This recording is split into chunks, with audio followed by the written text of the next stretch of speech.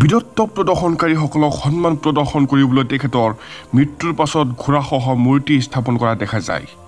পিছে কিছুমানত ঘোঁৰাই সন্মুখত দুখন ভৰি দাঙি থকা অৱস্থাত আছে, কিছুমানৰ এটা ভৰি আকৌ আন কিছুমানত সাধাৰণ অৱস্থাত আছে।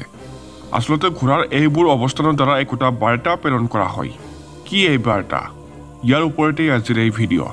আহক আৰম্ভ কৰোঁ। যদি ঘোঁৰাৰ আগৰ দুইখন ভৰি ওপৰত উঠি আছে, তেন্তে বীৰজনৰ যুদ্ধত মৃত্যু হৈছে।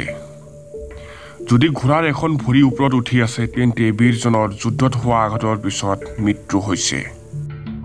যদি ঘোঁৰাৰ চাৰিওখন ভৰি মাটিত আছে, তেন্তে বীৰজনৰ সাধাৰণ মৃত্যু হৈছে। তথ্যখিনি ভাল লাগিলে অনুগ্ৰহ কৰি লাইক কৰক। ধন্যবাদ। এনেধৰণৰ আশ্চৰ্যজনক বা বাতৰিৰ বাবে আমাৰ চেনেলটো ছাবস্ক্ৰাইব কৰক, লগতে বেলটো বজাই দিয়ক নতুন